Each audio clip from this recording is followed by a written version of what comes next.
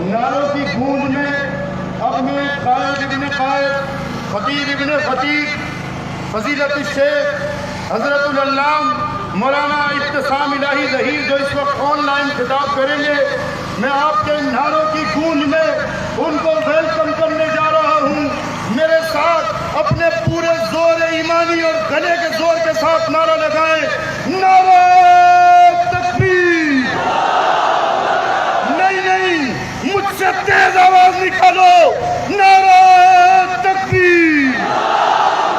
عظمت صحابہ، حرمت رسول پہ،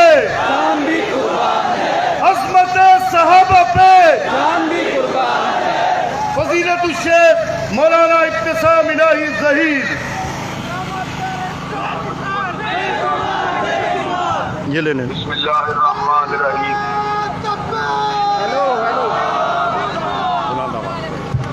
آواز بڑھائیں بھائی، یہ چھوٹے والے، یہ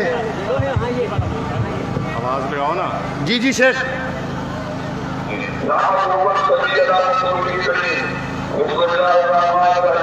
یہ حضرات گرامی قدر، یہ میرے لیے بہت ہی بڑی سعادت اور اعزاز کی بات ہے کہ آج اللہ تعالیٰ کے فضل و کرم سے آج الحدیث کے طبیب الشان اجتماع، جس میں 20 کی تعداد میں جید علماء اور ہزاروں کی تعداد میں محبان صحابہ موجود ہیں، میں اپنی چند گزارشات کو آپ حضرات کے سامنے گوش گزار کرنے کے لیے جا رہا ہوں۔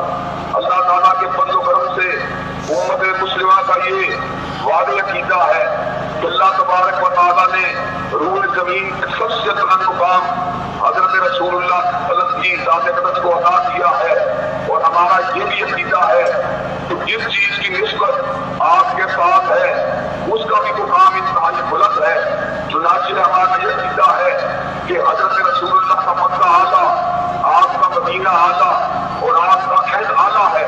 خود حضرت رسول اللہ صلی اللہ علیہ وسلم نے صبر کا اعلان فرما دیا، خیر الناس قرنی، کہ بہترین لوگ میرے زمانے کے لوگ ہیں، ثم الذین یلونہم ثم الذین یلونہم، پھر وہ لوگ بہترین ہیں جنہوں نے ان سے ملاقات کی، اور پھر وہ لوگ بہترین ہیں جنہوں نے ان سے ملاقات کی۔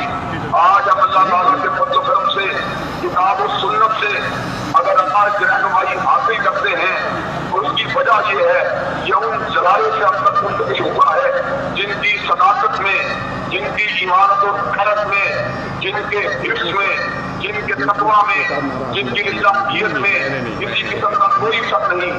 میں اس موقع پہ اس بات کا اعلان کر دینا چاہتا ہوں کہ بعض لوگ آج صحابہ کرام رضوان اللہ علیہم اجمعین کی حرمت پہ حملہ کر کے اور ان کی تکفیر کر کے جو معاشرے کے اندر انتشار پھیلانا چاہتے ہیں، اللہ تعالیٰ کے فضل و کرم سے دیگر مسالک کے اکابرین کے ساتھ ساتھ علماء اہل حدیث ان کا راستہ روکنے کے لیے تیار ہیں۔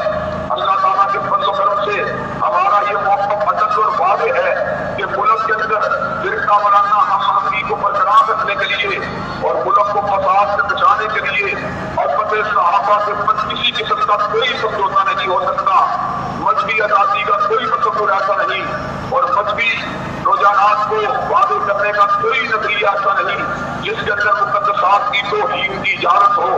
اگر ہم تہذیبوں کے تصادم کو روکنے کے لیے حضرت رسول اللہ صلی اللہ علیہ وسلم کی توہین کو روکنے کی بات کرتے ہیں تو مصالح کے درمیان کشیدگی اور فرقہ وارانہ منافرت کو روکنے کے لیے حضرات صحابہ کرام رضوان اللہ علیہم اجمعین کی بھی عزت کرنا ہوگی۔ چنانچہ ہمارا موقف بالکل واضح ہے، حضرت صدیق کی عظمت پر، حضرت فاروق کی عظمت پر، حضرت عثمان و علی، حضرت حسین کریمین اور حضرت امیر معاویہ رضوان اللہ علیہم اجمعین کی عظمت کے اوپر کوئی سمجھوتا نہیں ہو سکتا۔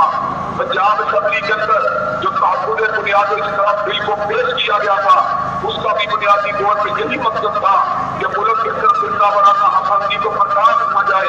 میں علماء اہل حدیث کے اجتماع کے اندر اہل حدیث جماعت کے سامنے اس بات کو برملا طور پہ بیان کر دینا چاہتا ہوں کہ یہ سابقہ ہم کا پورے بنیاد اسلام بل کو فقط پنجاب کے اندر راج نہیں کروائیں گے بلکہ پورے ملک میں اس کو قانون بنا کے چھوڑیں گے۔ مجھے یہ بات بتلائیے کہ آپ ناموس صحابہ کے لیے کندھے سے کندھا ملا کر، قدم سے قدم ملا کر، ہاتھوں سے ہاتھ ملا کر आवाज से आवाज मिलाकर मैदान अमल में आने के लिए तैयार है इंशाअल्लाह। इंशाअल्लाह क्या आप उलमा का साथ देने के लिए तैयार है इंशाअल्लाह? इंशाअल्लाह। क्या आप जो है हजरत सहाबा किराम रिज़वानुल्लाह अलैहिम अजमईन की और सीधा जमात के फैसला करने वालों का रास्ता रोकने के लिए तैयार है इंशाअल्लाह? इंशाअल्लाह। दूर नहीं, शक बरेगा होगी है चलो खुशी से और ये समझ मामूल होगा नफ़े तौहीद से इंशाअल्लाह वक्त आएगा सिद्दीक़ की सदाकत का डंका बजाया जाएगा इंशाअल्लाह।